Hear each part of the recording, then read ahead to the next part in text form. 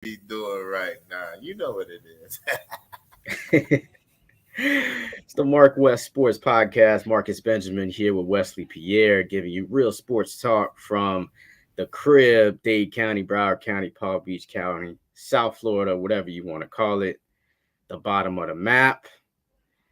All the way on the other side of the map, we had a Super Bowl that happened over there in the desert, Arizona.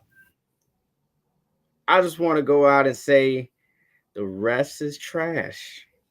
The rest is trash.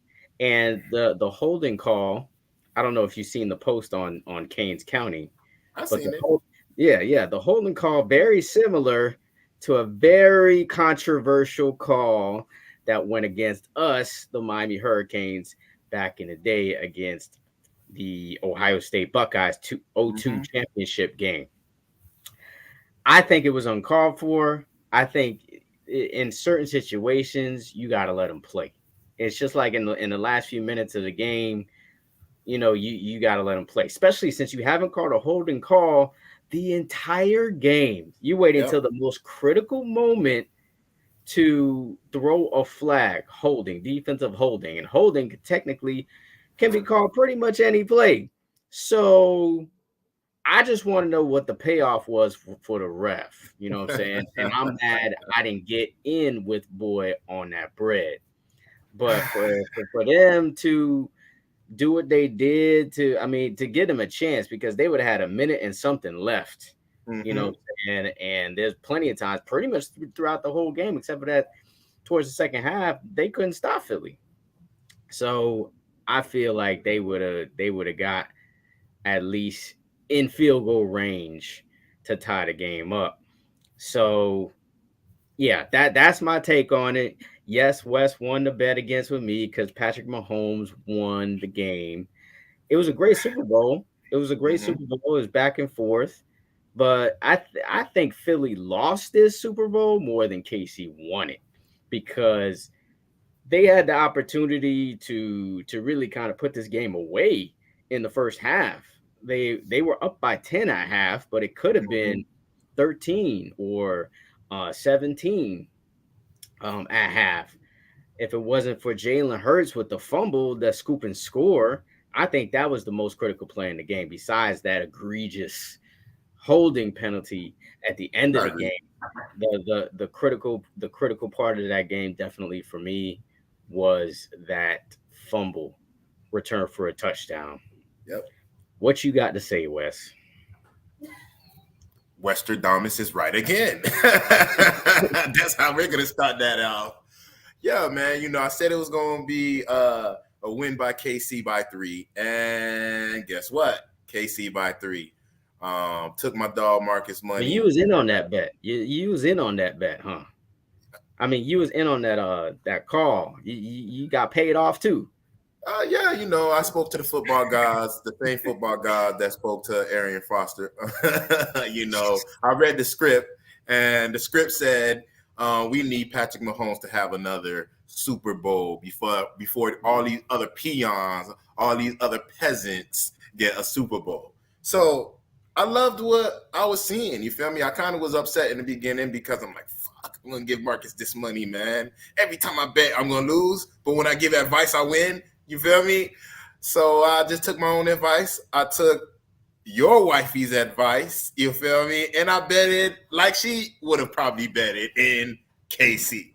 So we won, just like I said. And the call that you're talking about when you're saying that it was egregious, it wasn't an egregious call. It What? was it was a holding call. Now, do you call that at the end of the game? Not necessarily. You know what I'm saying? And you Especially the haven't been ball. calling it all game.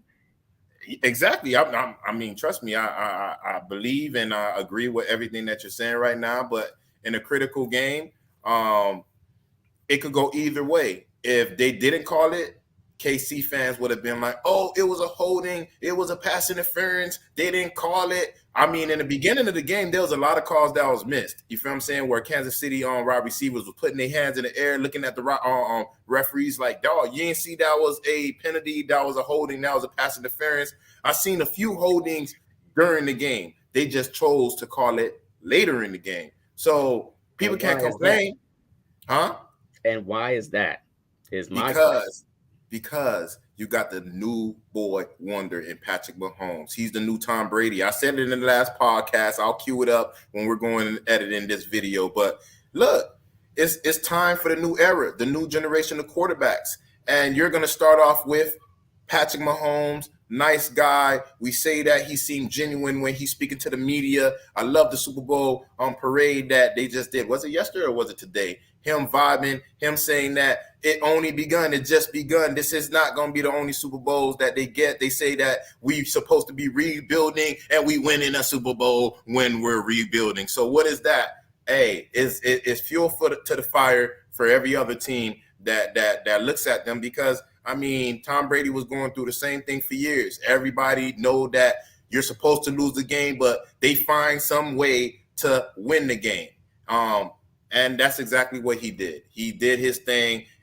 He used his legs in the end of the game. He beat him with the arm all through the game. But in the end of the game, what was it, a 20-yard, maybe a 25, 30-yard run from Patrick Mahomes? Yes, let's go ahead and pretend like we're playing possum. They think that he only can stay in a pocket right now. Why? Because of that high ankle sprain. Why? Because he got injured again with that ankle sprain during the game. And what happened? Patrick Mahomes just rose from the dead and did his thing again and again and again. And he's going to keep doing it, you feel me? And he's going to keep making me some money. Now, I do agree with the call. It was similar to the University of Miami call a few years back when they cheated us against Ohio State. But the difference was that they called it, man, you went to the bathroom, came back, ordered some food, then they throw the penalty.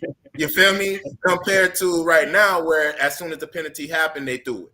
I seen it. Yeah, you could have not called it, but I mean, it was a penalty. Let's just be real. It was a penalty. It's just like they chose now to throw it during the game when, again, there were penalties that they didn't call all throughout the game in the beginning where the wide receivers raising their hand and, looking at the referees crazy. But if it's scripted like Arian Foster is saying, then that's exactly what it is. The funny thing is, after the Super Bowl, that the scripted storyline was heard by the NFL because the players are talking about it. They're talking about it. They're making jokes about it. And that's exactly how people tend to lie in your face. They try to pretend like it's a joke. They're telling you the truth.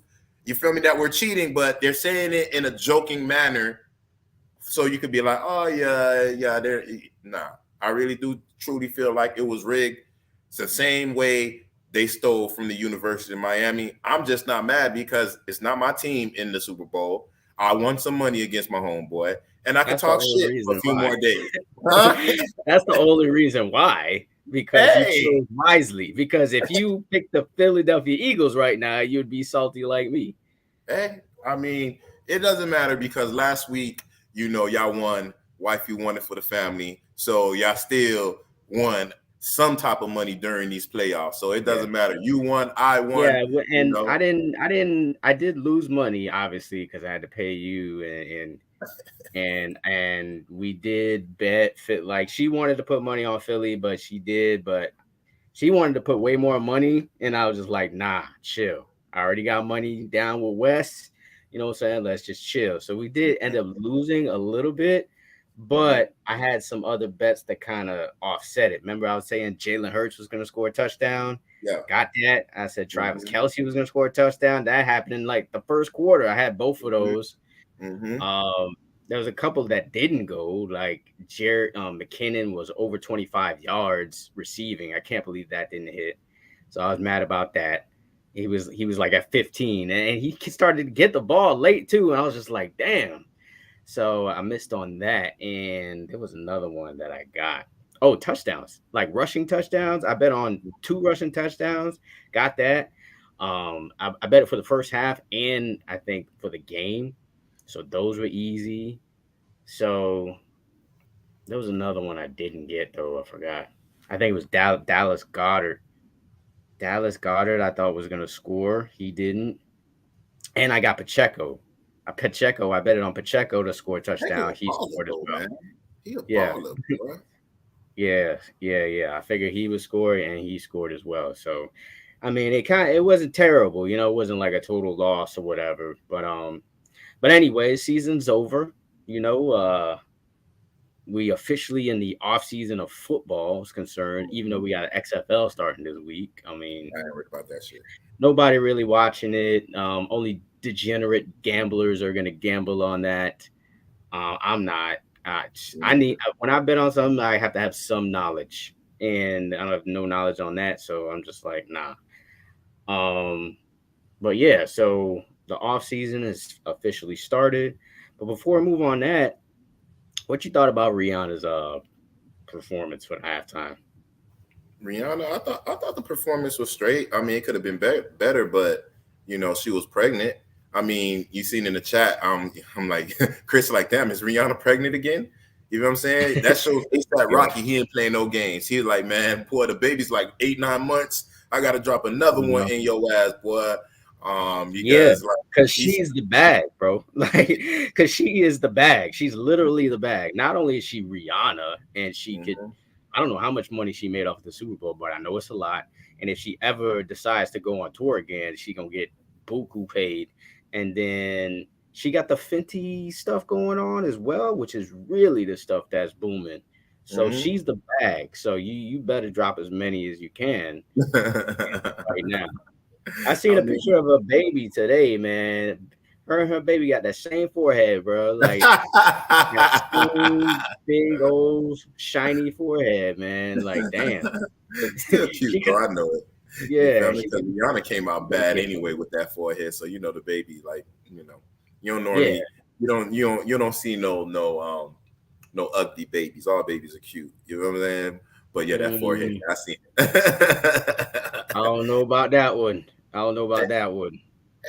But I'll let you slide with it because I know you gotta you in that baby life right now. Yeah. You probably got friends with babies, you know what I'm saying? Y'all having baby talk.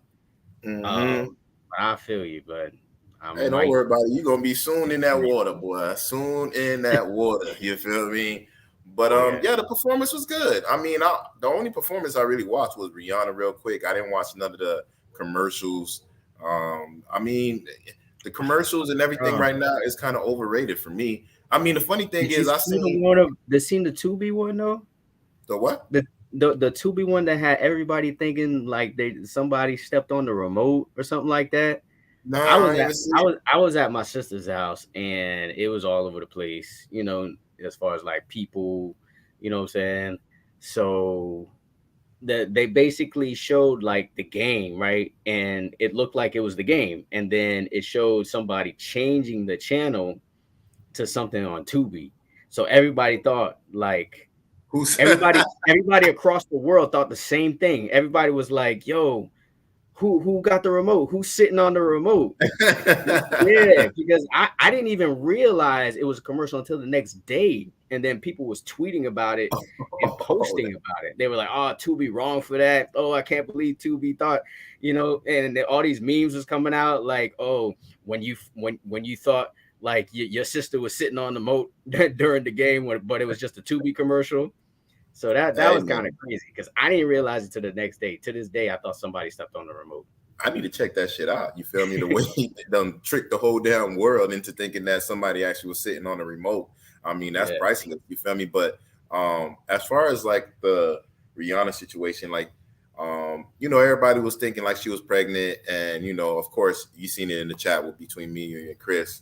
You know, some people started making like memes of her right after the Super Bowl, like Teletubby and this, that, and the other. And you know, yeah, they going too far. But I guess right when that started, she came out and said, you know, I'm pregnant. So all those people that wanted to press enter on whatever negative they had to say, I guess they held back because it's like, come on, man, you talking about Riri? She's a billionaire.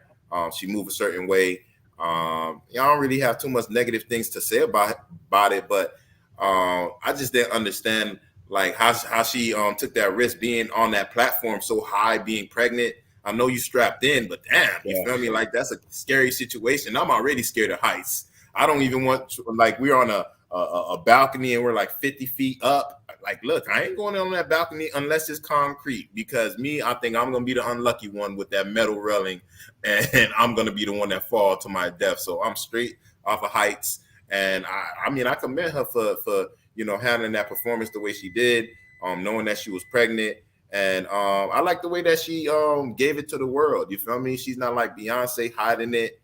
Even some people were saying Beyonce, it was a fake pregnancy, but you see the kids and this, that, and the other. But all in all, good performance. Some people were saying it was kind of like satanic. I didn't kind of look at it like that. I kind of looked at a previous, like in the Grammys, there was this one dude performing, and it looked satanic. It looked kind of like what she was doing, but not as, she didn't do it as bad, if that's what they were going for. But I don't know. That's just what, yeah, I was like, what? And when people they make their examples of why they feel that way, then I kind of was like, oh, okay, right now I don't have anything in front of me to be like, okay, look at this right now. I'm pretty sure I'll find something and send it to you on Instagram or via text. But that's what I got when I seen their editing and why they felt that way. But I was like, damn, But people gonna always find a way to turn something positive, negative. But if that was true, and I really ain't feeling it if that's what it really was. But for the most part, I don't think it was. But if it was, then damn, Riri, like, come on, man, no, don't do that. Yeah, I think people just gonna have negative comments. I mean, the more that I'm in the public light, I just realize people they love to say negative stuff. There's a lot of keyboard gangsters out there, who think they tough, and they just want to say something negative, more so than positive things. Like, people would love to say negative things more so than positive things, even if they're thinking it. Even if they're thinking something positive, they'd rather hold that to themselves. But if it's negative, they'd rather post it. So, I mean, I didn't see nothing satanic about the whole performance. I mean, if people are gonna say that because she wore red, that's dumb. I thought the performance was okay, considering that she was pregnant. If she wasn't pregnant and that was the performance, I would have been like, I wasn't really feeling it, except for that one part, like you said.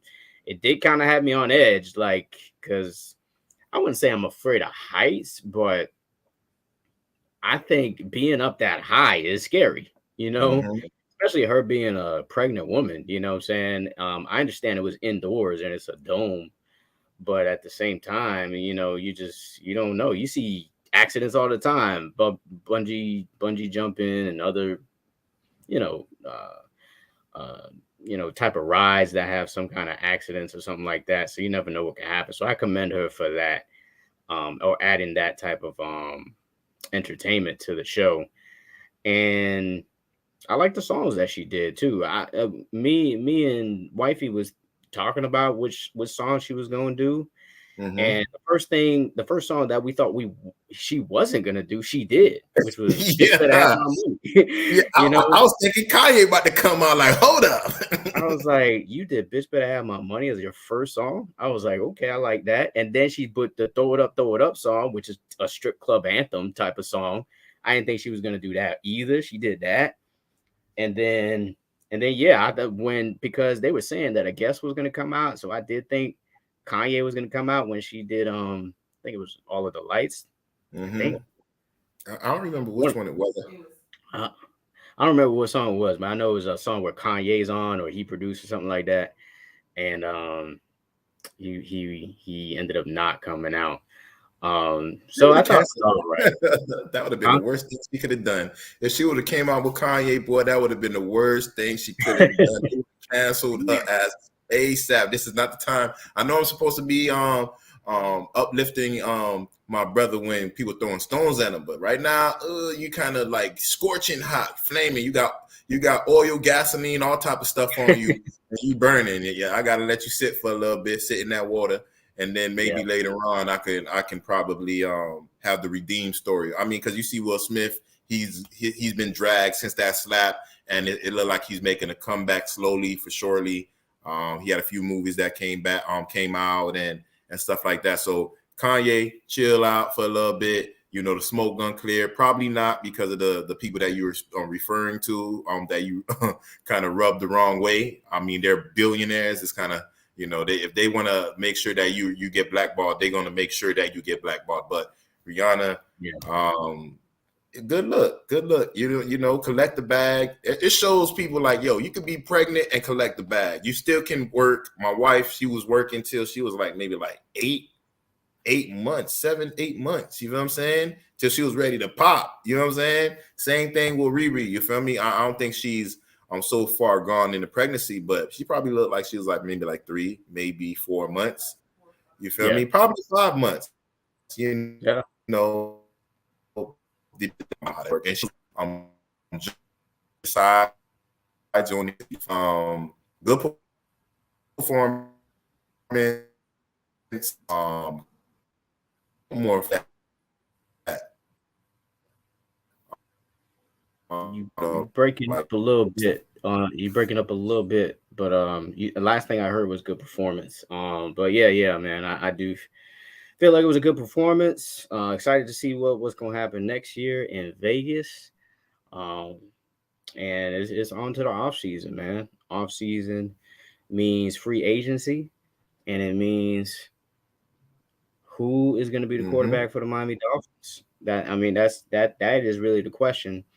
The Miami Dolphins is a destination, to be honest, because now that we got Vic Fangio locked in as a defensive coordinator, you got Mike McDaniels as your head coach, play caller. I think any quarterback who's looking to,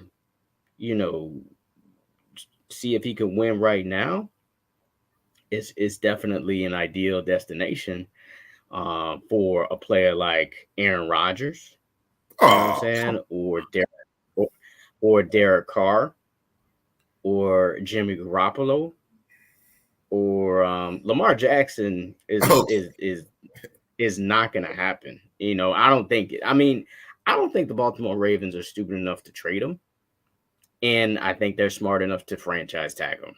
You know what I'm saying? Because if they franchise tag him, that's it. We can't. There's nothing really we can do there this year. Yeah, this year. I mean, next year is fair game. But it works in our favor. Think about it, Marcus. Like, yo, I mean, you don't want Tua, but they already said they're all in on Tua for this year, his final year. They didn't pick up the 5th year option. So again, like we said in the previous podcast, you could go ahead and have Tua show us if he's the guy. So if he's going to stay upright, we know that he can throw in cold weather. You know that he can, throw deep balls and this, that, and the other. So that's not what you need to worry about. You need to worry about the durability.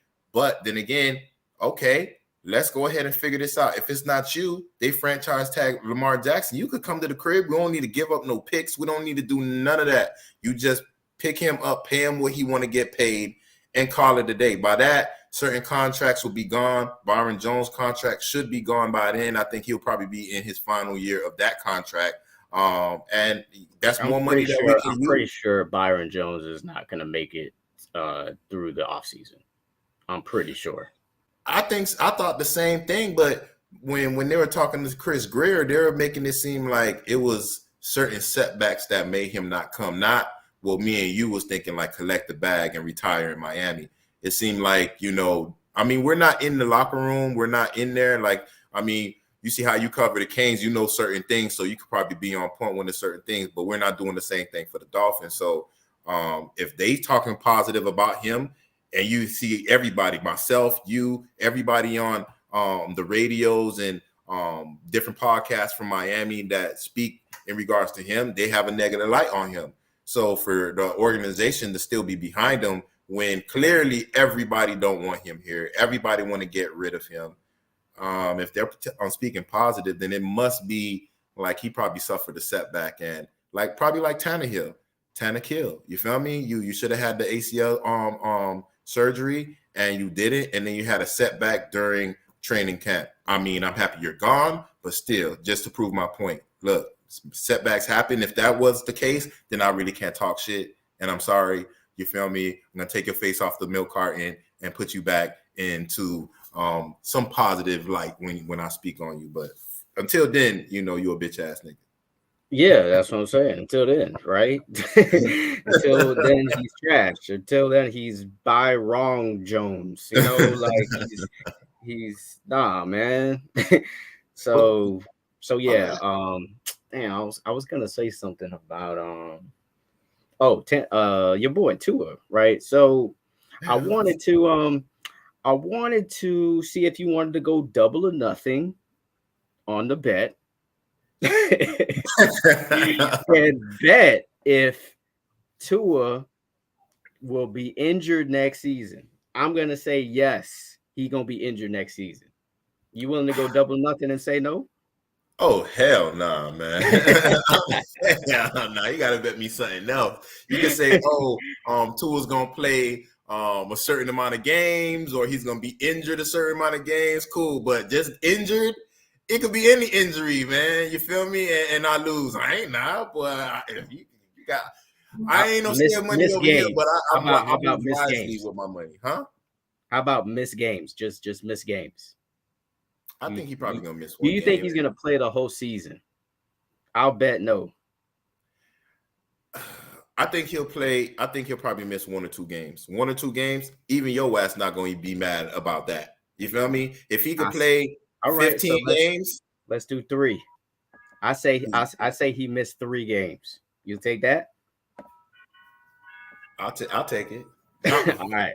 I'll take it. It'll be a long time until the end of that bet, but okay. I'm gonna be betting you. I'm gonna be betting Gene. I'm gonna be betting everybody that want to hate on the arm of the Almighty Tua. You feel what I'm saying? And I'm gonna make sure that it's a decent bet. You feel me? So when you lose, it hurts a little bit more because you're gonna be like, damn, I gotta stay with his, like, this is the franchise quarterback. I already lost the Super Bowl. Now I'm losing this bet right now. Now that I think about it, I don't even know if I want to take that bet because that means I have to root for Tua to get hurt. You know what I'm saying? You feel me? And I don't want to have that in my heart all season. You know, I don't want to be that guy. I'm trying to change turn a new leaf, you know. Well, we'll find a different, we'll bet something. But my point is, I don't think Tua is gonna make it through the season. So you need a backup plan, man. You need a backup plan. You need a backup plan to the backup plan to the backup plan, like big boys say. You know what I'm saying? And because we didn't have a good backup plan last season, Teddy Bridgewater, Skylar Thompson, we lost more games than we should have, and we didn't beat Buffalo. So we need a quarterback, bro. We need at least somebody who can back up Tua next year. That's the only chance I think we have, because if we betting on Tua to stay healthy for an entire season, you know, I'm willing to bet, you know, my dog on that. You betting Rocky? I'm willing to bet Rocky on that, bro. Like, bro, if it happens, man, it's been real. We dap up, and that be it. But yeah, that's how I feel. I mean, I just don't think your boy gonna be healthy enough, no matter what happens in this offseason. I hope they can keep Melvin Gordon because I believe he's a free agent. Hopefully they can keep him. And I think that's the only major free agent that I think that I can think of that we have to kind of decide on. I think the running backs too. You have to kind of decide on the running backs. Ahmed. I think you have to decide on which one is either going to be Mostert or Jeff Wilson. I mean, you gonna sign both of them. I mean, you see how the NFL. I don't think they can afford to sign both. I think someone else would sign one of them. You know. Because they both capable. They both capable backs. Both couldn't really stay healthy the whole time. And then we're gonna use that to our advantage. We're gonna use the not being available as an advantage. You've been injured. I've been giving you a shot. You know, I'm like, yo, why not use that? Especially for Tua. I'm loving it that he have this cloud over him. So when we negotiate, contracts when we know that, because I know that he's our quarterback. I don't know about you. You still need to figure it out, but I know he's the quarterback. I know, look, because again, Marcus, think about it. Like, we've been wanting the Dolphins to go to the Super Bowl for the longest, right? We've been having dreams about the Dolphins. So you have dreams about a different quarterback. You think it's going to happen your way? It's not going to happen your way. Just like, no. It could. We've been dreaming positive things for the Dolphins for years. It doesn't happen our way. So why, when you think that you're going to get another quarterback, it's going to happen your way? No, the curse is going to continue, and you're going to be stuck with Tua. You know what I'm saying? But like, to be honest with you, like, I think the Dolphins are good. Like you said, we officially signed Vic Fangio. I was kind of getting scared about it. It was looking like University of Miami. Like, damn, like, what's going on? Like, damn, are you coming? Are you not? Are you gonna do us like Kamani McLean? Like, what's going on? You know what I'm saying? I was thinking that, damn, he probably was gonna sign with someone else, but he wound up signing with the Dolphins. I'm happy that he didn't win it with Philly as a consultant, because now he could be like, damn, I was just here, and I didn't get it. If he was probably got it, same like people that get the money, they lose the fire and the will that they normally would have. I don't think Patrick Mahomes is losing that, but you know what I'm talking about in regards to people, switching up once they get paid. But good. I see good things for the Dolphins, because we got Fangio, supposedly great mind in defense. And then we got Mike McDaniels, great mind on offense. And when it comes to Fangio was a head coach. He could kind of help Mike McDaniels in certain situations, especially with the clock. Get the play out quick. So we won't have to call timeout so much during the game. You need to call timeouts for important situations, and not being stupid by 3, 2, 1, and I got to call a timeout because we weren't efficient with time management. But hey, good things for the Dolphins. I don't know what Tyreek Hill is feeling right now, that his former team won a Super Bowl without him. They didn't need that one number one receiver. They got Patrick Mahomes. Hey, ain't that's what I've been saying though? I'm just like, yo, you paying this much money for a receiver? I love Tyreek Hill. I'm one of the biggest Tyreek Hill fans. Any smaller dude, me being a small dude, I'm a root for. You know what I'm saying? Mm-hmm. I'm all about the little guy, and he is one of the toughest little guys in the league. Probably should have won Offensive Player of the Year with his numbers. I think they hating on us like they always do. But at the same time, you can win without a legit number one guy, because can you name the number one receiver from KC? No. Nobody can name it's not Juju Smith-Schuster. He was just at average. He can be a number 2 or 3 receiver anywhere else. Kadarius Toney the same way. And Marcus Valdez-Scantling, he's a 3 receiver at best. It's really all about the quarterback. It's all about the coach. It's all about the defense. Even running backs don't even really matter as much, as far as winning, because no one knew who Isaiah Pacheco was probably before this season. You know what I'm saying? And the only reason why he got to play is because the starter, Clyde Edwards-Helaire, got hurt. So then McKinnon came over from a different team. He's a veteran guy. I mean, those players in the NFL are a dime a dozen. I'm not gonna lie. I mean, like, look at the draft. You can get any big time receiver straight out of the draft, and they're gonna be productive. I mean, Chris Olave is a rookie who did well. Garrett Wilson, who plays for the Jets, he's a rookie playing well, and next season's probably gonna be the same way. The year before that, it was the who was it? I can't think of it, but it was somebody in their first year who balled out. So you're always gonna have that type of play. Jalen Waddle is a clear example about a player who's a rookie and just he can plug and play right away. So yeah, I mean, Kansas City, I hate to say it, but they did the smart thing by trading Tyreek. They did Yeah, the they smart did. thing. They did the smart thing because one, we got a receiver for Tua, and a receiver like him kind of changes the whole dynamic of the offense because he could take the top off the defense, and he could catch in the slot, over the middle. He could pretty much catch it anywhere, and he changes the dynamic of the offense. And at the same time, they paid that bread to Patrick Mahomes, so they have to spread that money around. Naturally, so of course, Patrick Mahomes is the new GOAT of the NFL. But obviously, that's what they're going to continue to have to do. The formula for the NFL is basically, hopefully you hit on the quarterback, right? So you don't have to pay him for those first few years, Mm-hmm. and you have veterans and players around him that can elevate your team to win the Super Bowl, i.e. Patrick Mahomes' first Super Bowl, i.e. Russell Wilson and his first Super Bowl. Um, and that's kind of the ideal situation. And then once they done with their rookie contract, you got to pay them that bread.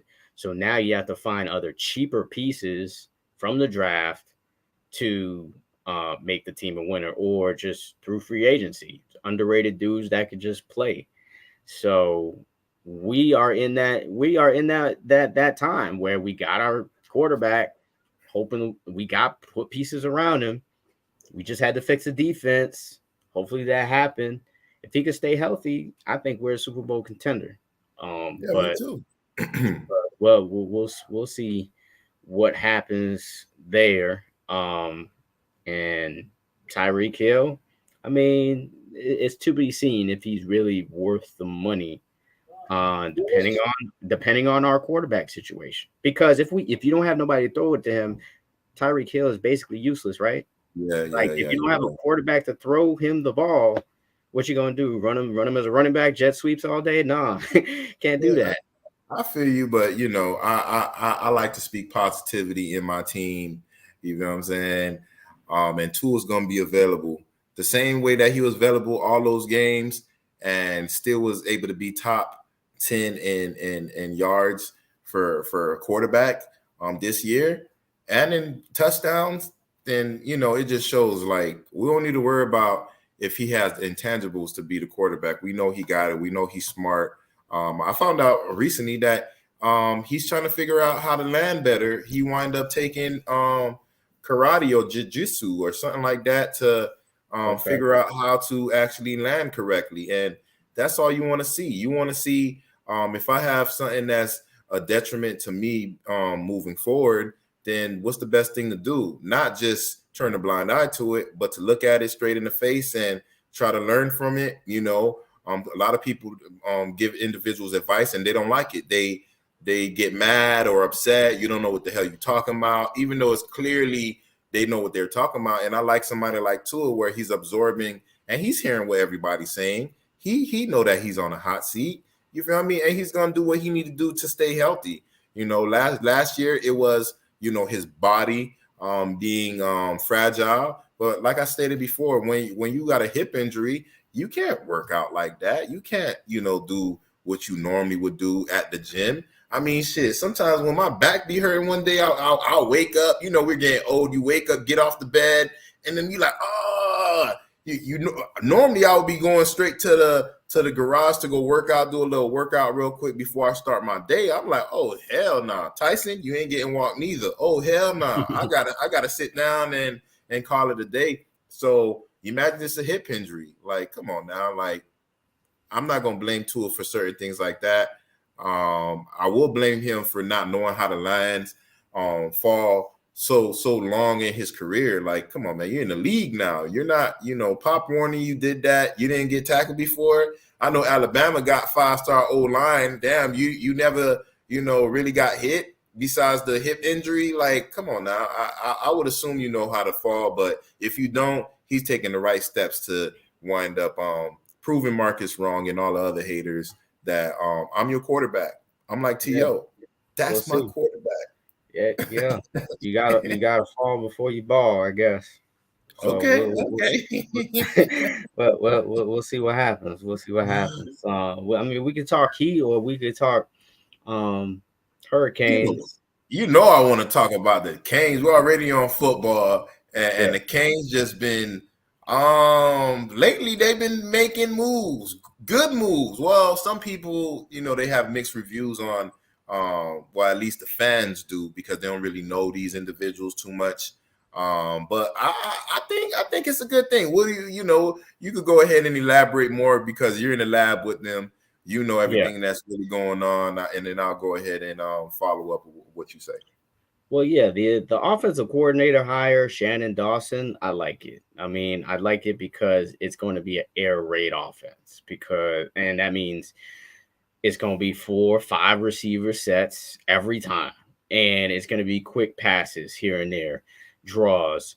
He's going to incorporate some other looks, but this is the offense that fans want, right? Because you're in the land of receivers and DBs basically, and you want this type of offense. You don't want 3 yards in a cloud of dust. And this is an offense that Tyler Van Dyke thrived in under Rhett Lashley.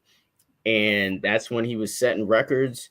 He had an unbelievable run of games, putting up big yardage.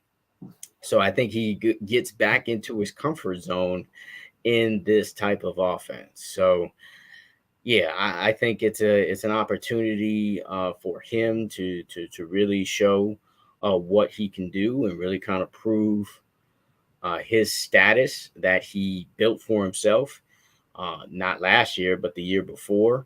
So I'm excited. I'm excited for this type of offense. Now, I do have some reservations just because he came from Houston and they weren't good last year.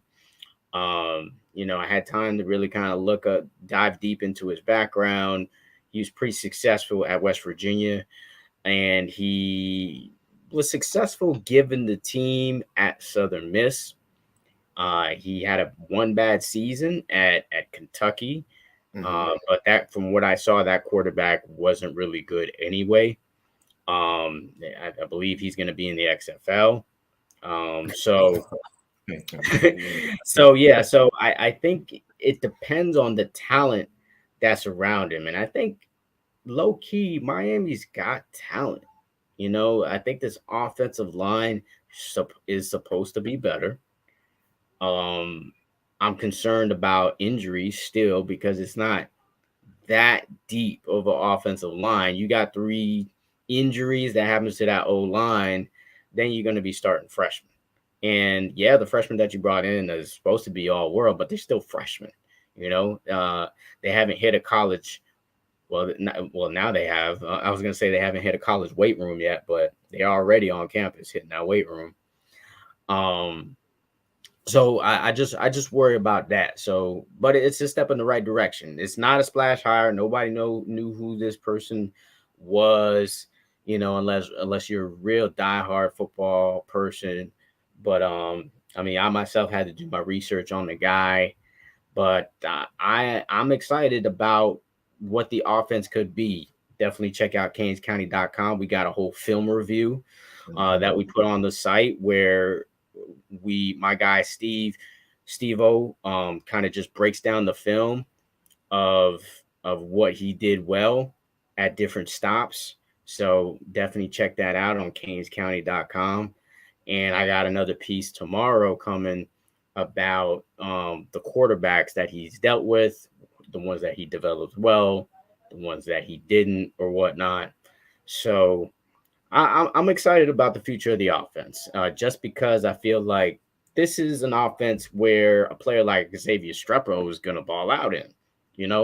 A player like Ray Joseph, who's a freshman, should ball out in. Robbie should ball. Washington should ball out in this offense, and even Brashard Smith, if he can catch the ball, should ball out in this offense. Jacoby George should ball out in this offense, because these are basically all slot guys, and you're going to have 2 or 3 slots in 5 receiver looks. So yeah, it's going to be an opportunity for them. Now, as far as your big outside receiver, that's going to be Colby Young, and it's probably going to be Frank Ladson on the other side. just because you don't have anybody else. Although we still have another transfer window coming up in the spring, so you never know. We might get someone else out of the transfer. That's something else you could see on KingsCounty.com. A couple of transfer targets that Miami should possibly consider to fill in the roles. I mean, they got Kobe Young late in the game. He was through JUCO, so just got in through the summer. So there could be other players coming in. Most importantly, they hired these guys right before spring, bro. Like right before spring practice, the spring game, and junior day, which is a big day for recruits coming up in the first week of March. So you want to have your OC and your DC locked in. I'll talk about I think I already talked about the DC last time and how I felt about them. But as long as you got the OC and DC locked in, you're good for the most part, because everything else should fall into place. Yeah, they still need a wide receivers coach now. They still need, and from what I hear, James Coley. I think I talked about him the last time. He's from the crib. He coached the receivers at Texas A&M. From what I hear, Texas A&M is looking at another wide receivers coach. Hint, hint. So that's possible that he could be coming home. And then you also need a linebackers coach.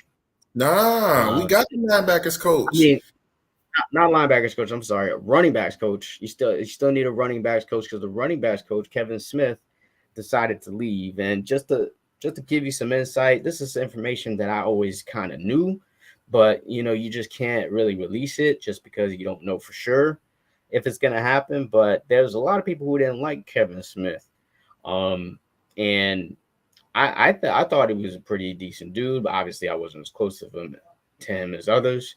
Now, when you say people don't like him, like we're talking about the players, talking about staff, or we're talking about like general public? Yeah, well, kind of everything, because the whole thing with Thad Franklin, I heard, with the whole thing with Thad leaving had to do with basically Kevin Smith, and like Kevin Smith was, I heard, I hate use the word bullying, but he was kind of doing that from what I heard to Thad, and Thad just couldn't take it anymore, and he was like, I'm out. And that kind of he's from Chaminade. Obviously, Chaminade, one of the best programs down here in South Florida. Chaminade's got more guys that Miami wants. So that kind of created this rift with Chaminade. So now that he's gone, maybe the relationship can start getting back to normal based on that rift that happened with that. So now they do need a running backs coach. I heard Tim Harris could possibly be a guy. He is the son of the legendary Ice Harris, who coached Booker T to national championships down at Booker T. Still coaches at Booker T right now. Yep. That's his son. So I think that would be an excellent fit. And I heard that Leonard Hankerson, I don't know if you remember Leonard Hankerson. Yeah, he used to play. I think he played for Washington Redskins. He did play for the Redskins, yeah. He could be a possibility for the wide receivers coach as well. So that's what I'm hearing so far. But yeah, let me speak on the linebackers coach as well. This is what I heard from him from inside sources, that he is a really good recruiter, is from what I hear. Like, he is mainly here to get dudes, and from what I hear, they may add another linebackers coach to be like a co-linebackers coach or co-defensive coordinator type of thing.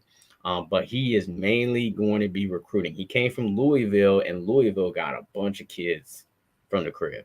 We should have got him before. We probably would have got Stan Quan, my right, including Stan Quan Clark, exactly. So yeah, I mean, there are other stories that Louisville had the bag and they were throwing bags at kids, and that's why they up there.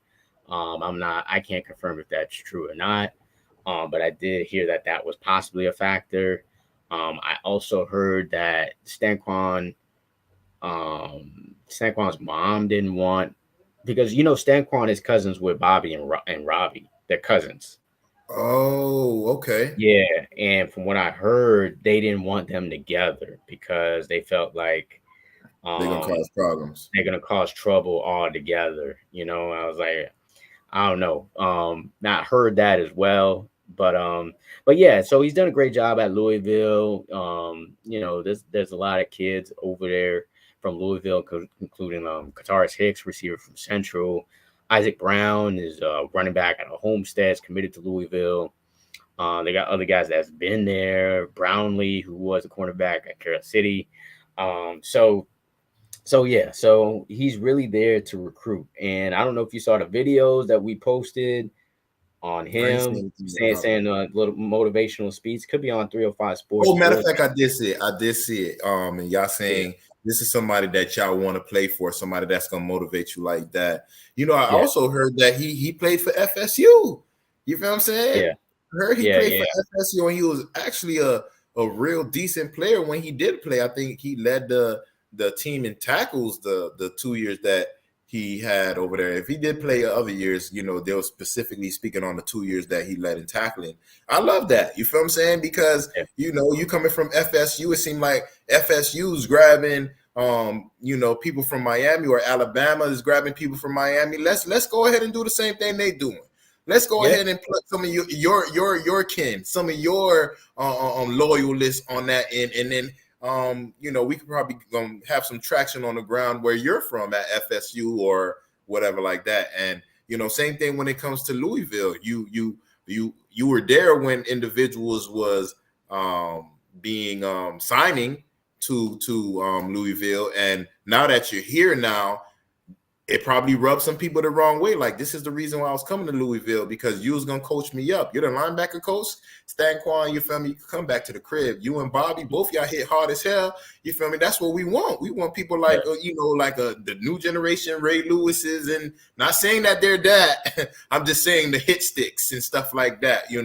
Because they since high school they were all over social media, just knocking their heads off dude's shoulders. You feel me? So I would want to see some individuals come back. And same thing when it comes to you referring to Thad Franklin, leaving because of Smith. I'm like, so isn't that the same team that Josiah Trader and the other wide receiver play for? Don't they play for Sean? So they're homeboys, huh? Jeremiah Smith and Josiah Trader, Yeah, so I'm pretty sure they're homeboys. If they homeboys, he gonna give them the inside scoop. Like, yo, if I was you, don't go over there, because this dude right here, he be on some other shit. He be talking shit, this, that, and the other. He using his authority to a detriment towards me, this, that, and the other. So, like you said, it may be a positive that he's gone. Mario could go ahead and hem that relationship up because, when it comes to Patrick Surtain, he's going to be getting the players from Chaminade to go to, or is it American Heritage? He's going to get those players coming from over there. You got Thad. If you give negative comments on University of Miami and this guy's still on the team, then Josiah Trader and Josiah Smith, they probably going to be like, yo, nah, I ain't trying to do that. I ain't trying to, waste 1 year of my career, this, that, and the other, I mean, it's not the NFL, but, football period is not for long. So, I don't know.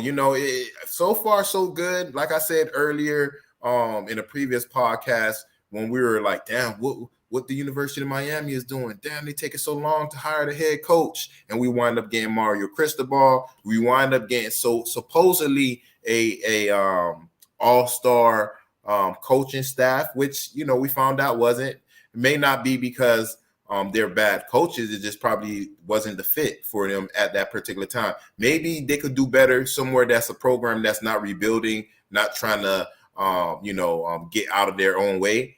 If they're already established like the Alabamas and so, then probably they would do better.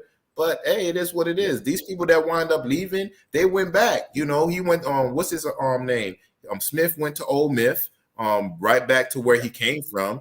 I think that's the same thing that they were trying to do with the offensive coordinators. Just nobody wanted his garbage ass. So same thing with Steele. People want you. You're in Alabama now. You're old school. It's not the new generation coaches that's picking you up right now. It's the old school generation. I'm pretty sure you probably fall in line more so like the coach Saban, But yeah, and I'm not sure if all of these coaches leaving probably have something to do with Mario Cristobal, because Mario Cristobal, everybody know he don't get no sleep. He do not get no sleep. He breathes, sleep, shits, recruiting all day, all night. You feel me? I don't even think he'll celebrate his birthday. He'll go out recruiting or something like that. So, let's just say he want to be in. I don't know how early they get there, but supposedly, like these people that's in sports, professionally or anything, the coaches they're in the film room 3-4 in the morning, or 3-4 in the morning doing something that's going to benefit the team. And some people probably like getting so used to getting into the facility at 5. It's still early, but early birds get the worm. And I don't think a lot of people, especially older people like Steele and what's his name, the linebacker coach, Charlie Strong. You feel me? Coach Strong, they probably like they're older. Like, yo, like I'm not trying to wake up at 2:00 or 1:00 just to get over here at 3:00 in the morning. I don't know, maybe not. But again, like I say, everybody don't like. Everybody can't handle a certain authority figure. You feel me? A lot of people like passive people. The players coach, and those sometimes aren't the individuals that's going to get you to the next level. I mean, look at Saban, look at Bill Belichick, look at how many rings they got. And they're not the happy-go-lucky Mike McDaniel type individuals. They're more so, stern, and they're gonna scold you in front of people, and they're gonna scold you individually, personally. So I think it takes a certain type of player to deal with that type of coach. And if you're losing, they ain't trying to hear that shit. If you're winning, they'll be like, all right, I got to deal with it, because obviously, like, we're winning. He know what he's talking about. But if you're talking up certain things and we're losing, then it's gonna go in and it's gonna go out. So it's what it is. Yeah. Hey, don't be surprised if there's more changes coming up. I just want to warn you, bro. Like, don't be surprised if Jamil Adai, you see that he is no longer with the team. DeMarcus Van Dyke, I already told you about him. Possibly, could be looking elsewhere, maybe going to the Evil Empire. Or maybe the in-state enemy. So I'm not trying to give up too much away, but the only coaches that I know for sure guaranteed are safe is Cristobal and Mirabal. Cristobal and Mirabal. Those are the only ones I know for sure. They ain't going nowhere. So Joe Salavea, possible Stephen Field, the tight ends coach. That wasn't even Cristobal's guy. That was one of the fortunate leftovers from the Manny Diaz coaching staff. But it's not like he's doing a bad job. I mean, the tight ends have been playing pretty well, but they've been injured too. They have been injured. I don't think that's his fault, though. I mean, yeah, Arroyo is, I think he's on his second knee. When he does play, he's great. Jaleel Skinner, we'll wait and see on him. He just had a freshman year, so we'll see what happens there. And then you got two really good freshmen coming in, Jackson Carver and Riley Williams. And then you still got Khalil Brandley and Dominique Mammarelli, I'm surprised he's still on the team. I'm not afraid to say that. I'm surprised considering the players that are in front of you and the players behind you. I'm a little surprised that Mammarelli's still on the team. Khalil Brantley, I could see him waiting this thing out. He gets his opportunity. When he gets them, he had a couple last season. And they line him up in H-back sometimes. You don't even notice him because he's not one of the main players on the team. But during goal line situations, I can see them using him. But I don't see Mammarelli cracking, getting a lot of playing time. But yeah, back to Field. I mean, he's done a relatively good job, but I would imagine that there's probably some disconnect because he didn't hire him. He just kind of inherited him, basically. You know what I Mhm. mean? So that could be a possibility I'm hearing. Um, and did I talk on everybody? Roderick Wright. I mean, Rod Wright is with the defensive ends. Um, he did a pretty good job. He did bring in Jaden Wayne. Ruben Bain, kind of like hometown guys. Not, I don't. I mean, he had some play in him coming, but I think Ruben Bain would have probably came anyway. Yeah. Don't he got a family And member on the coaching on the yeah, staff somewhere? his brother's on Yeah. the staff. So like, come on, it's yo, Yeah, no bro. but I think because of the coaching changes at Auburn, I think that's what kind of nailed it in the coffin for Bain, because I think he was really thinking about going to Auburn. Um, so I don't know. I mean, I'm not sure. I haven't heard anything about Rod Wright, but I just the way things are going, it seems like it's a whole new coaching staff, which just it just concerns me, because that's kind of part of the reason why we were saying this team is not good last year, right? We're like, oh, it's a Mhm. bunch of new coaches that they're not adjusted to the culture, they're not adjusting to the scheme, like all of that, and then we're gonna do this all over again with a whole new defensive coordinator who has a different scheme than Kevin Steele long, and offense the same way, totally different scheme. Although I think it's a scheme that's going to work for the Hurricanes, but still, you got to learn people's personalities. You got to learn different culture, different like routines that they want you to be on, that type of thing. So it's going to be a whole new learning curve for these players. So I'm worried about that being a factor again next season. My guy Frank, he thinks this team it has a chance to win like 10 games. I don't think so, bro. I think this team is gonna be like, Damn, boy, negative M, negative I, Mark. yeah, I know, man. Like, God, we talk about the Dolphins negative, talk about the Canes negative. I God, don't, I don't see this team winning more than 8 games. it's Like that. cool. It's cool though. I don't I see mean, this team winning Marcus, more than 8 games. But you hey, said it was okay, gonna be prove me like wrong. 3 years. You said it was gonna be like 3 years, 2-3 years before we see like anything positive that we're like, yeah, consistently positive on the Canes. So like, why are we even worried about it? You know what I'm Yeah, saying? Like, we're still gonna go ahead and be fans. You probably you hoping that it happens sooner than later, because of course you got yes, to be up there and got to deal with the bullshit when we lose consistently. But other than that, you're still gonna be a fan, and you're still, if you're not gonna be at the games, you're gonna be watching the game. So hey, it is what it is. I mean, look, if they don't know us by now, it's all Dolphins, all Canes, all Heat, all Miami sports, and that's even the damn Marlins, and they've been garbage for years.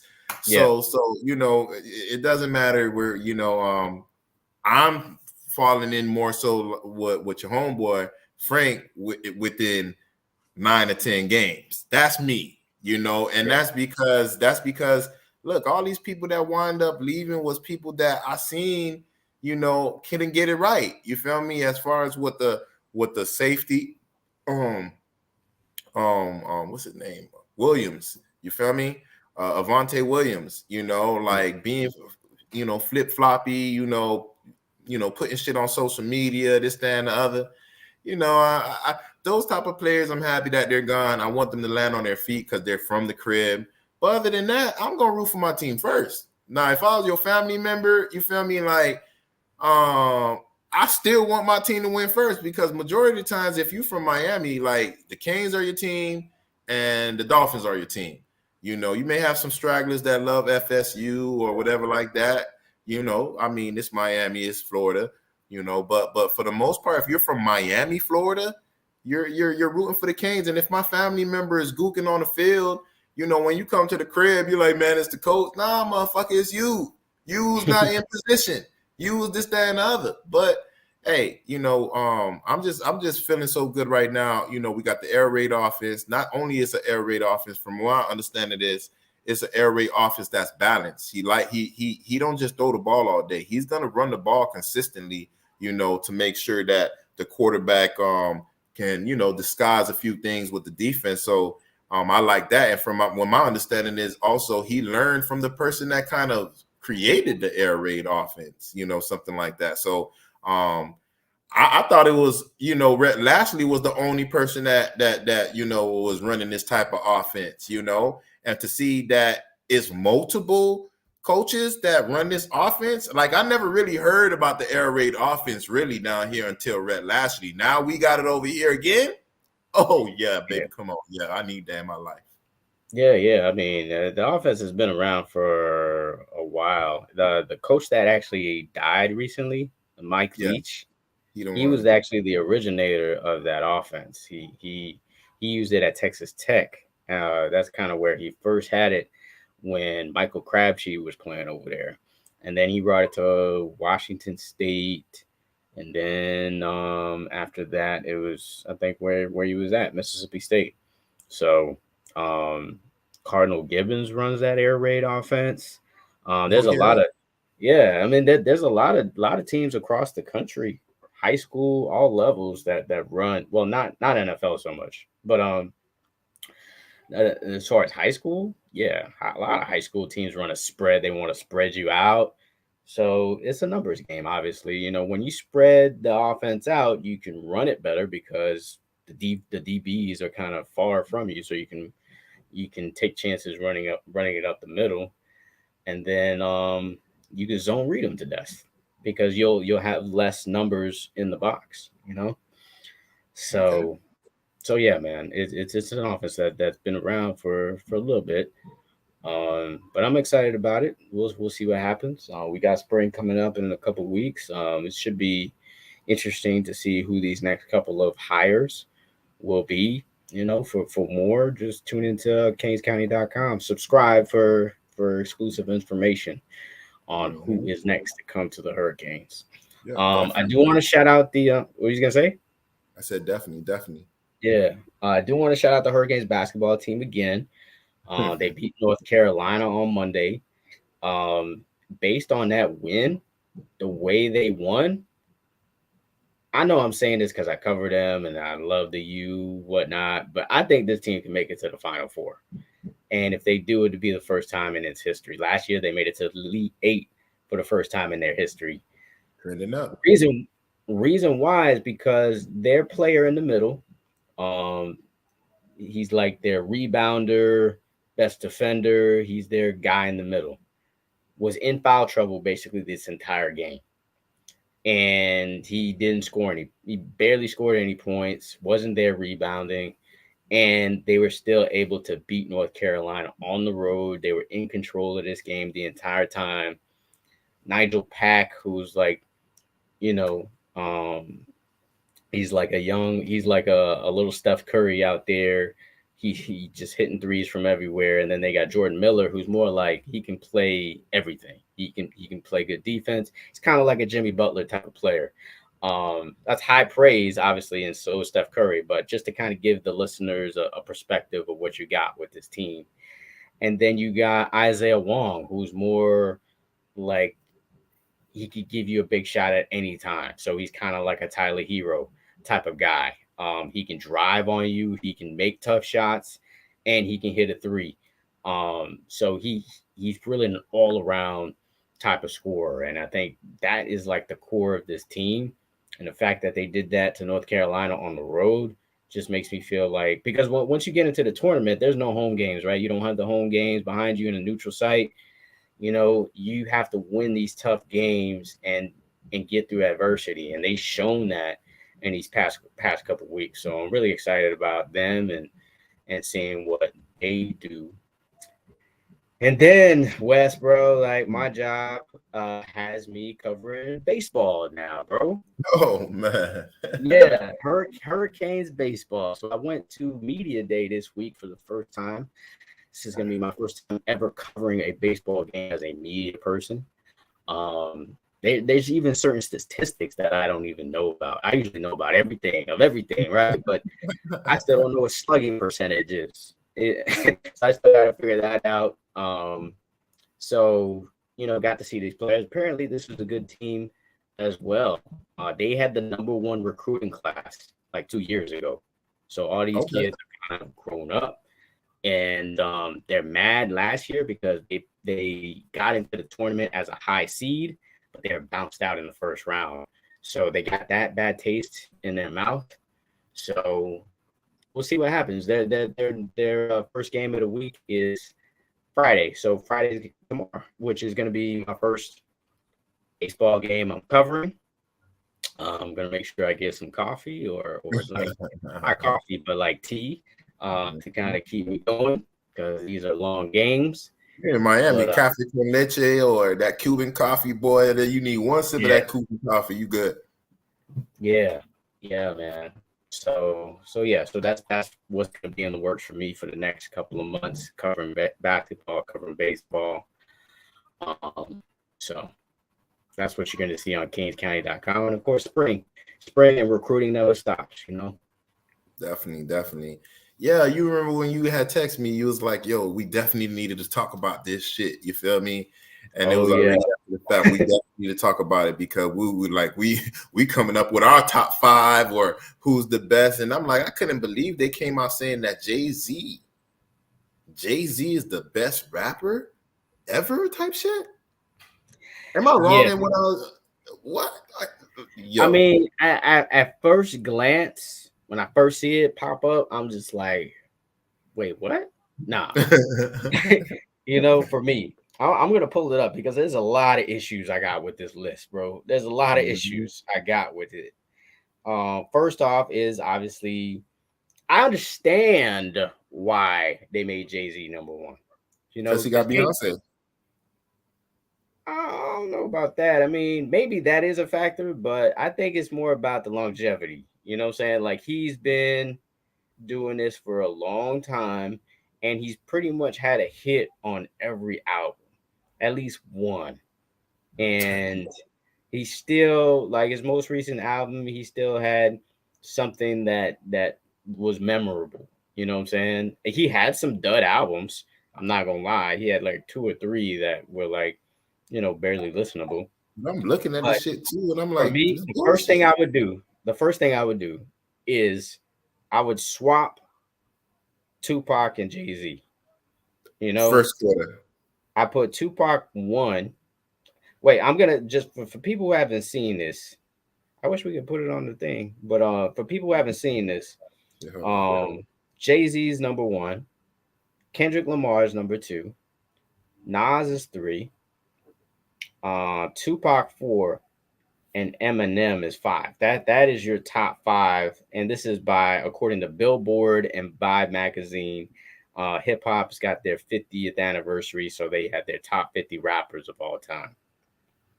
And the top 5 I got issues with.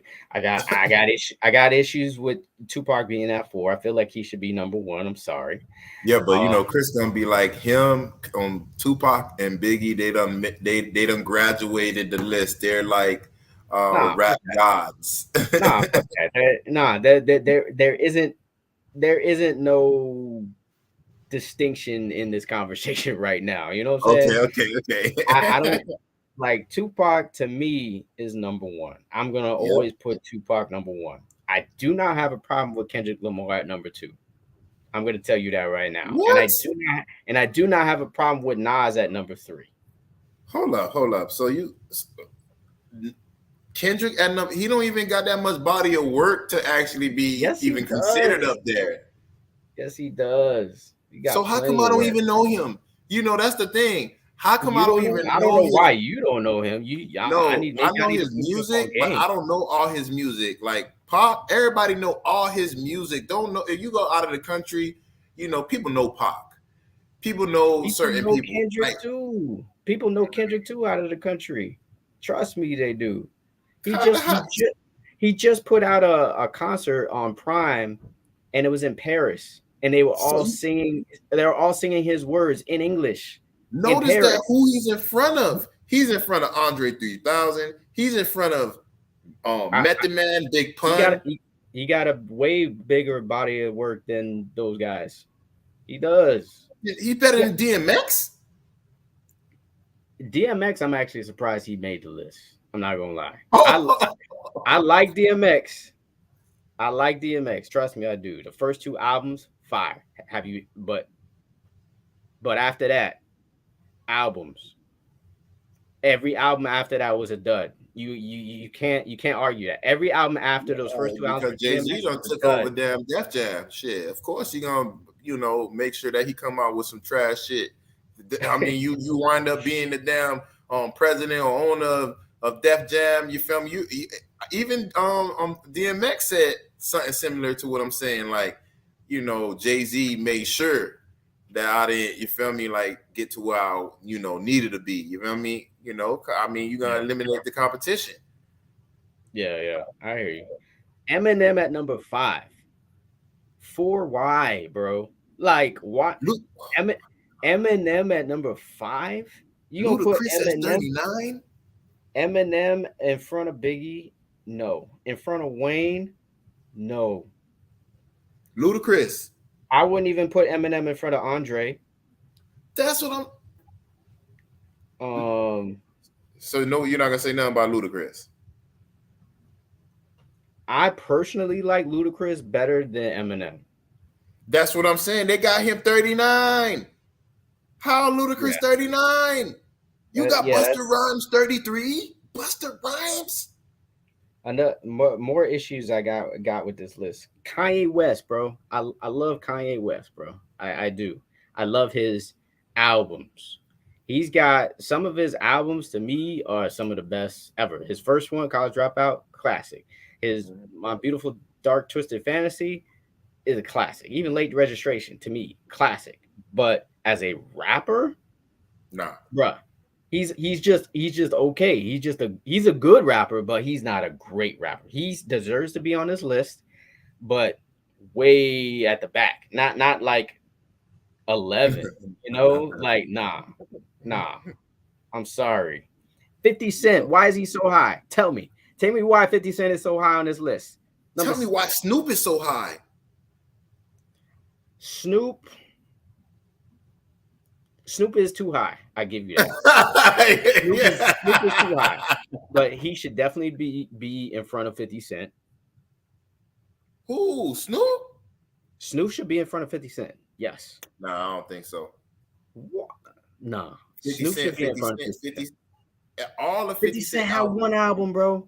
Nah, 50 he Cent had had one album, one good album. You ain't even never heard any other 50 Cent album besides that first one. Be real with yourself. I did. Massacre. You had a few other ones. You feel me? Massacre wasn't good. That wasn't a good album. You telling me Snoop's whole body of work is not better than 50 Cent's? Come on. I don't even know Doggy Style. You ain't listened to any of the other albums. Not really. I know he had the one with No Limit. He had the one with No Limit, and that was gangster. The first one was gangster. Dogfather was gangster. I gotta go back and listen to Snoop because it's different. We from the East Coast, man. They be the type of music that they normally put out is not my type of. You feel what I'm saying? It's not my type of. You feel me? I feel you. That's the reason I'm like, Ice Cube more so is more general, even though he's from the East Coast. You feel me? I mean West Coast. Ice Cube, I would even question needs to be on this list. People from the West Coast would probably want to crucify me for that. But Ice Cube, like I try to listen, I try to give rappers a chance now. You know what I'm saying? Like if they are regarded as one of these great rappers, I'm gonna listen to them. And Ice Cube is a good storyteller, you know what I'm saying? But as far as him putting out as the greatest 50 rappers list, he definitely shouldn't be as high as 18. I'm sorry. He definitely shouldn't be that. Make the list. Just make the list is what I'm saying. Like the order that they got it's just like they just start giving random names and they just put it, you feel me? Because I'm like, come on now. You got Rick Ross number 50. Y'all got Lil Kim better than Rick Ross. What type of coke y'all snorting?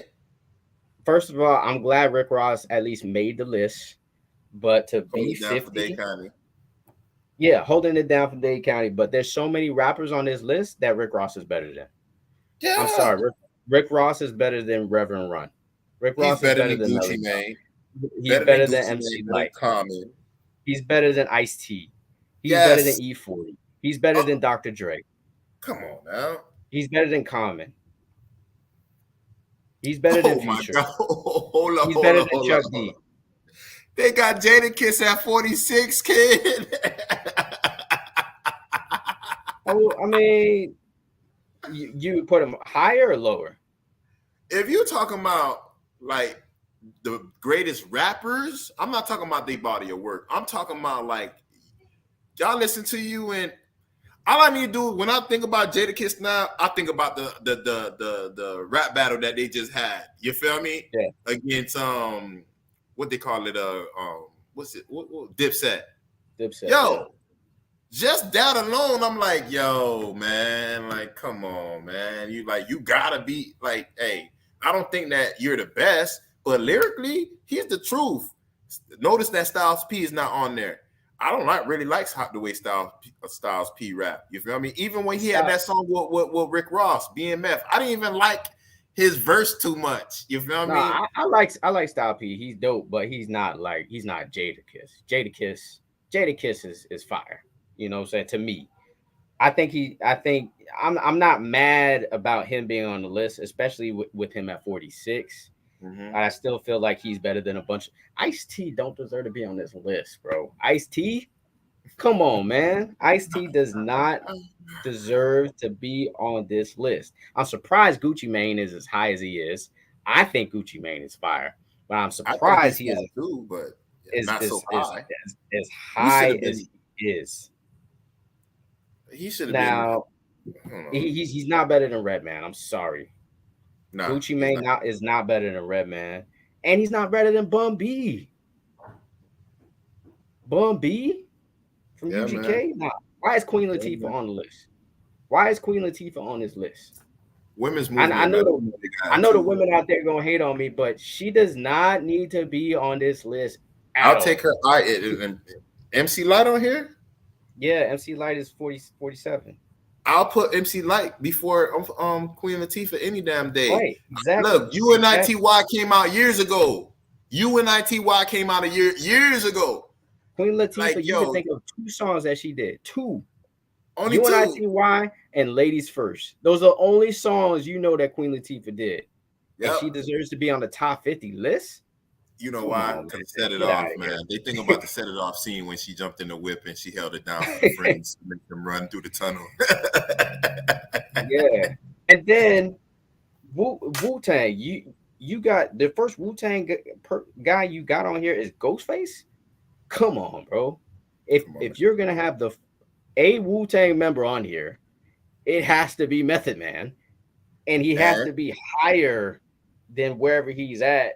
25 is a decent number for him to be at, but why do you have Ghostface Killer shouldn't even be on the list for me. Niggas not even listening to Ghostface. Lyrically, he the truth, but I ain't trying to listen to that type of music, man. Method Man, you could listen to his music wherever you at, whatever part of the country you is. Exactly. Ghostface, on the other hand, you got to be New Yorkin. No, man, I ain't trying to hear that shit, man. You know what I'm saying? He should not even be on this list. Ghostface. And I'm a Wu-Tang fan. I like Wu-Tang. He should not even be on this list. Method Man should definitely be here. On that mud. Well, LDB should not be on the list though. I love ODB. He shouldn't be on the top 50 list. No, the reason why I'm saying that, he shouldn't, because some people they come out with albums and there's probably 2 songs on the album that I like, and then I throw the rest of the album away. You feel me? Put it in a playlist and never even listen to the song, like the rest of the song. So. That's kind of how it used to be with ODB and stuff like that. You don't have come on, man. You don't got no. I don't know who made this list, but it had to be somebody from up north, because also Missy Elliott. I know the women gonna bash me because I'm bashing the women, but I'm sorry, Missy Elliott. She should have made the list. And Lauryn Hill should not be on this list. I'm sorry. Nicki Minaj to make the list. Nicki Minaj can make the list. Nicki Minaj is a legit rapper that can flow with anybody. She could flow with anybody. Now, what she talk about is something else, but she could flow with anybody. But I mean, shit. I'm sorry. She's the GOAT. when it comes to women rappers. You feel me? Like she is the GOAT when it comes to women rappers. I don't think I ever heard another woman rapper the way she raps, because she could jump on a song with a dude and she probably killing the track harder than the dude. You know what I'm saying? Yeah. So like, hey, she's done that. like come on now, So, like they need to put so some yeah, man. Those are the main issues I had. Curtis Blow, bro. Why is Curtis Blow on this list? because of the name. Why? Just because of the name, man. Blow. I tell you what, one of the old school rappers to me that should be on this list and who are on this list is Big Daddy Kane. I don't know if you've heard Big Daddy Kane rap before, but the dude can legit rap. You know, he's for him to rap as well as he was rapping back in that time, fire. And Rakim, to me, for you to be rapping the way that you were rapping in the 80s like that, you deserve to be on the list. What about Big L? What do you think about Big L? I think he was decent, but I don't know if he deserves to be on this list. Okay. Dr. Dre should not be on this list. Dr. Dre is a bad rapper. He's not a good rapper. His best album was the next episode. He got good albums because he got Snoop featured, and that's the other thing with Snoop. Snoop made Dr. Dre's albums. You know what I'm saying? He made those albums. If the Chronic wouldn't be the Chronic without Snoop on it. You know what I'm saying? And come on, man. Like, Dr. Dre is a bad rapper. He's not a good rapper. He's a great producer. He makes great songs. But as far as a rapper's concerned, he's just not be on this list. He's not. He's like Baby. Baby can't rap. He's like Puffy. Puffy can't rap. You know, like Kanye to me is the best producer rapper, if you ask me, and he shouldn't be as high on this list as they got him. So it just shows. This is why when people say Pac is the best rapper, it must be somebody young, a new generation, probably like early 20s, 21, 22, that came out with this list, because they're getting rid of the older guys at every establishment. So they gave this to a young guy or young lady to come out with the list. I think it's the opposite. They gave it to an old head because most of these people are old. Like Melly Mel, you gonna put Melly Mel on this list? Melly Mel. Again, I think that is young. No, I wouldn't. The edge. I wouldn't. But again, I think that's why it's a young person, because the young person didn't really listen to these individuals. They're just like going on names. They never heard Rakim, but they're gonna put them on there. They you feel what I'm saying? That's why I think, because again, the way the list is, I'm like, that shit don't even make any sense. What do you think about Future being on this list, bro? I ain't gonna lie though. Future, I don't think that he should have been on the list, but he not so high. Where he at on the list? 35. Number. Nah. If you want to, Future. I take Gucci over Future. I take Gucci over Future too, but it's a different type of music. Future gonna get you right. If you trying to listen to some shit, like listen to Dirty Sprite 2, you feel me? Like he got albums, he got hits for days. He does. You feel me? I'm not mad about him being on the list. I'm surprised that he made it, but I'm not mad at him being on the list. Common is another person who shouldn't be on this list. Sorry, man. I think you're right. Is somebody who's from New York or up north, because what I want to talk to you. What happened? I said J. Cole didn't even make the list, but yeah, go ahead. J. Cole's there. He is. Yeah, J. Cole's 15. He's pretty high.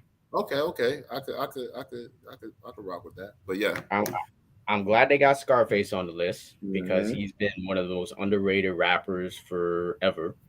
I'm glad that certain guys made the list. Like I've already said, Gucci Mane. I'm glad he made the list. I'm glad T.I. made the list. I feel like he deserves it. I feel like Busta Rhymes deserves it. I feel like Ludacris deserves it. Redman, Bun B, Jadakiss, Rick Ross. These guys, I'm glad they made the list because they deserve. Who got left off of this list that you are like, why didn't they make the list? He's young. I already, based on that smile, I already know what you gonna say. You know I gotta fuck with a dog, Yak.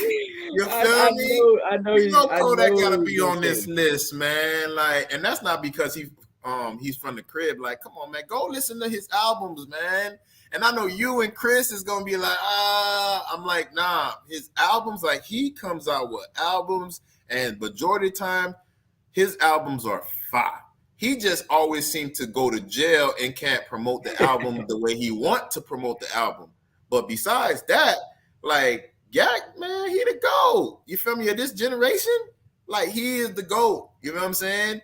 Like he has his own lane. He doesn't rap like other people. When people try to copy his style from the hair to the golds to how he dance, he switch it up again. He switch it up. It's like a season for him. He's switching it up. He ain't biting nobody rhymes. Everything that he comes up with, he's not talking about the same shit like they're talking about killing people and how much money he got and this, that. He don't really talk about that. You feel me? When you listen to him, he talking about some real shit.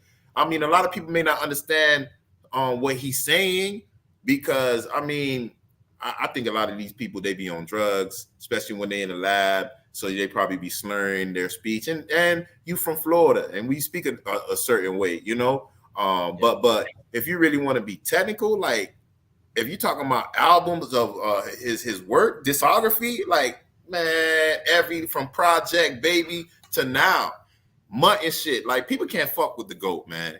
Yeah, fuck with you.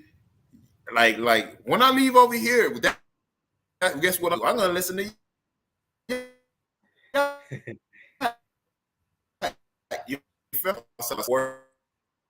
It's breaking up a little bit.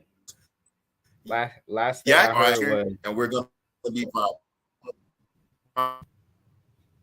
last thing I heard was, I know you're gonna be listening to Yak after this, and when you listen to Yak, you're gonna be. Oh yeah, I'm gonna be listening to Yak. I can't disagree with you. I really can't disagree with you because I named a bunch of people who shouldn't be on this list, and that means that Kodak could make this top 50. You know what I'm saying? Like, because I think Kodak is better. Let me start from the bottom. I think Kodak is better than Rev Run. He's better than Melly Mel. He's better than MC Light. He's better than Ice-T. He's better than E40. He's better than Dr. Dre. Better than Common. Lil Kim, I think I don't know, man. I feel like Lil Kim should make the list, but definitely not as high as she's at. 31.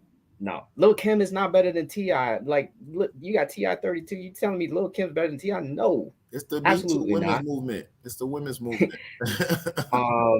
Kodak is better than Lauryn Hill. Kodak and Pusha T.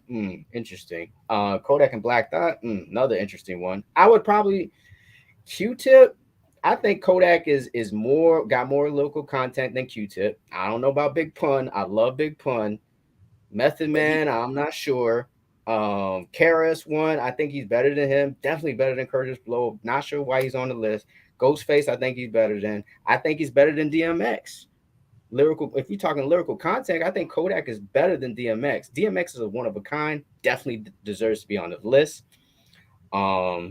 Big Daddy Kane, I already told you how I feel about him, so I don't know about that. He's definitely better than Missy. Definitely better than Ice Cube. Definitely better than 50 Cent. Scarface, I don't know. He's the OG. Everyone else is kind of questionable, but that with that being said, he's at least like 25. Exactly. You know, come on, man. Yo, I don't know what people they be having their nuts crossed on us. You know, we from Miami. You know, or we from Miami. I was gonna say from Dade County, but you know, he from Pompano, he from Broward. But we from Florida. They do not like us. Again, they hate us because of the beaches, the women, and the weather. They hate us. You know what I'm saying? And of course, look at Rick Ross. 50? Like Lil Kim is better than him. Oh, y'all tripping. You feel me? This is when you see stuff like that, then you know what it is. You feel me? You know it's some bullshit. It's kind of like the bullshit call that Marcus said in the Super Bowl. Like, what are we doing over here right now? What are we doing? I want to give you a name. I want to give you a name that probably should have been considered, though, and that's 8 Ball. Oh, yeah. Definitely. I'm thinking like 8 Ball to me better than all of these other, like a lot of all of these other rappers on this list. I think he deserves to be in the top 50.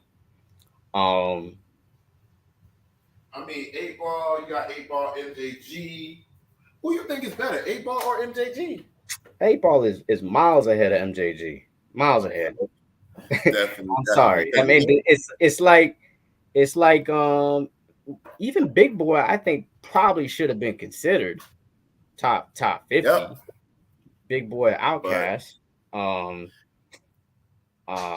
who else?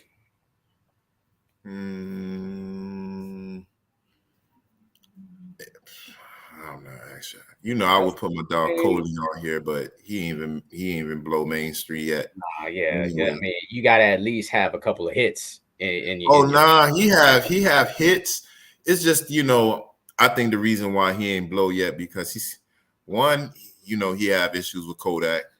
You feel me? And he probably blackballed in that sense. And two, he's always speaking like he be praying, speaking scriptures in his music. And from my understanding is if you don't bow down to whatever situation in that industry, then you're not gonna actually make it far. You may make money because you have your local fan base or people that generally follow you, Yeah, but they're not gonna allow you to spread whatever message. It's kind of hey, and you would think that why would you do that? But supposedly that industry is not, you know, on the up and up, is more on the dark side. I used to rap too, and that's kind of one of the reasons why I kind of was like, I'm good. I won't do certain things to make it. I actually seen certain things. You feel me? Like my homeboy invited me to a party, and there's like some weird shit going on. We both cleared it. That was a long time ago, though, like years ago. yeah, Matter of fact, I think it was a Diddy party. Matter of fact. He wasn't there when we was there, but got there, seen some shit, seemed cool, but it's just the energy was off. You know what I'm saying? You got women that look good, this, that, and the other, but Marcus, when you go to a certain situation and your body's telling you shouldn't be here. That's what yeah, we were getting, besides what the stuff that we were seeing. So, a lot of times where there's smoke, there's fire.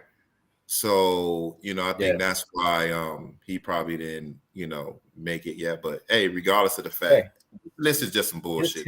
his his time's coming. Couple of other names that should have been considered.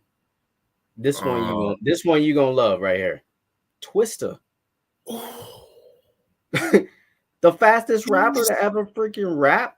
Come on, like Twister doesn't make the top 50 list. man, lyrically, Twister should make the serious. list. I think Yeah, he's better than the majority of these motherfuckers on this damn list. Twister should make the list. There was somebody else that came to mind just now, maybe to come back to me, but Twister should have definitely made the list for me. Oh man, As somebody else. you got Crazy Bone. Crazy Bone was serious. Mm, Yeah, I'm okay with leaving Bone off. yeah, I'm okay. um, Um, you know who comes to my mind now, and hmm. you might be like, damn, that's kind of crazy, but Migos as a group. Oh, You know what I'm saying? yeah, Like yeah. Migos as a group collectively. Mm-hmm. I don't know if I could put one of them individually on this list, but Nah, as a group. Nah, it has to be as a Migos group. as a group, I mean, comes with I that. think that's the best kind of trio or group, probably even ever. You have NWA and this, that, and the other, but like NWA had a short run. Like these guys done changed the whole culture for years. Yeah, I You know what I'm mean saying? they had an album series called Culture. Yeah, like come on now. Their kid's name is Culture. So Yeah, look, man, like those unfortunate what happened recently with Takeoff and all the bullshit that's what's happening even before his passing, with them splitting up, but sometimes people outgrow each other. For the most part, I think there was family, but yeah, man, they definitely need to make the list. But right now they're talking about individuals, so they can't make the list. But yeah, man, that group, if I'm thinking about all the groups, you got Hot Boys, you got UGK, you got Bone Thugs, you got Field Mob, you got a lot of different groups, Wu-Tang Clan. I think Migos is the best out of everybody. Oh no, I wouldn't go that Migos far. is the best. Migos is the best out of everybody. Now, do I like? Look, I like Wu-Tang Clan, but I like certain people in Wu-Tang Clan. The other people, I'm not giving them a time, a second in my day. You feel me? When it comes to Hot Boys, everybody can rap. I mean, at that time, Turk wasn't the greatest rapper, but he was on point. So it was decent. They didn't come out with anything else flaky. I remember the other rapper I think should have been considered. Who? Think about this. Mystical. They ain't gonna put him on the list because of all that bullshit, man, that's going on with him. Like Mystical, not even considered. I mean, there's a bunch of rappers he's better than on this list. I'm just saying. Mystical basically was No Limit himself. Everybody always waited for the Mystical verse. You know what I'm saying? You remember Tarantula? That shit was hard. Like he have a few albums, but yeah, man, when you can't keep your hands out of the cookie jar, people gonna tend to turn their back on you, especially when it's that type of situation. And I know every time he's gonna come out and be like, oh, like they framing me. But like, yo, man, you keep finding yourself in those situations. And I mean, I want to believe you, but damn, how many times this is gonna happen where, I'm finding like, hey, I can't believe you. But yeah, it is what it is. But he still should be up there. That shouldn't stop him from making the list. His transgressions on the streets. Yeah. Like, he should still be able to make the list. I mean, if they had a one with the R&B, greatest R&B, it's probably going to be R. Kelly, number one. But he's not going to be on the list because of everything that's going on and swirling around his name. I don't know, because Michael Jackson was, he was about that stuff too. Well, he's pop. He's pop though. He's pop. He's not necessarily just R&B. He's pop. And I think that's the only two people that could give each other a run for their money when it comes to a versus. Michael have hits, R. Kelly got hits, and they'll go back and back. And I'm like, of course, both of them got endless hits. You know what I mean? So I don't know, but yeah, man, this list is a sham. Whoever made this list need to get fired. I know you got backlash as soon as you press enter. Yeah, I'm gonna try to make my top 50. You know what I'm saying, and see if I'm gonna have most of them, maybe half of them, that's on this list, but the other half, like I said, Twista, 8 Ball. You know what I'm saying? For me, Big Crit is one of the dopest rappers. He doesn't really get a lot of play. Saha the Prince, I don't know if you ever heard of him. He's dope as hell. Out of Atlanta. Yeah, I mean, those are a couple rappers that I would put on my personal. I'm gonna have BG up there. I'm gonna have BG up there off rip, but I love BG too. You feel me? Like, yeah. BG's one of, like, if you have his discography, he got nothing but hits and nothing but albums. But same thing, like when it comes to certain people, you get locked up like Kodak every time, and unfortunately you got locked up to the point where you had to face like 10 12 years in prison, and now you're gonna come out and you're gonna try to rap. I don't know if it's gonna work. You know what I mean? Like, it gets to a point where you're in your career where it's time to focus on the younger people, and you take a step back and you just have them make you money. But certain people like Gucci Mane and Boosie, they show different. But I think they're still younger than BG. At least they're able to come out and still be young enough to fall in the game and still make a name. Well, continue the name that they already built in the rap game. But I don't know, BG, what you gonna be? What, 40? I don't know. You know what I'm saying? I don't know. Yeah, he gonna be about that. You feel me? Like who? Like they ain't gonna be trying to listen to you. The most people that's gonna listen to you is the younger people. They're gonna want to put you on their album as a feature because I got BG on my album. But you probably don't even much rap the same. You know what I'm saying? Because you've been so out of touch with what's happening in the real world. I don't know if 14 years in prison is gonna make it better. Now, if you was just riding since, then okay, but I don't see it. Hopefully, he do come out soon and make a comeback, but he'll make my list somewhere. Yeah, I hear you. I feel you. Just like I would have probably Project Pat on my list too. He's gonna be on the list somewhere. But the same thing with him. He got locked up after that third album, and he was never the same. Yeah. Never the same, bro. Like you could tell, like he was different. The flow was different. It was just different. But those first three albums, he could put those first three albums up against almost anybody. Yeah, but when they sit your ass down, you gonna change. They sit your ass down that long, you gonna change. You see Gucci Man when he said every time I was in jail, and came out quick, like a month, 6 months, I ain't learned my lessons. But when I sat down them years, that's when I changed. So, but his music is still fire though. Yeah, Man, the music that all the albums that I've heard after he got locked up the last time still was fire. Because he always had his own style. So, is you're going to get that same person. He didn't come out and try to be like Migos or try to be like somebody else. He always had his own style. People didn't like his style. Oh, he can't rap. And look, I mean, he look like he winning now. He got a bad wife. He got, he's signing all type of people. He got to deal with Gucci. You feel me? Like Gucci Mane got to deal with Gucci. You feel me? Like, come on, man. So he's like, hey, you can't say nothing negative about that. Yeah. Yeah.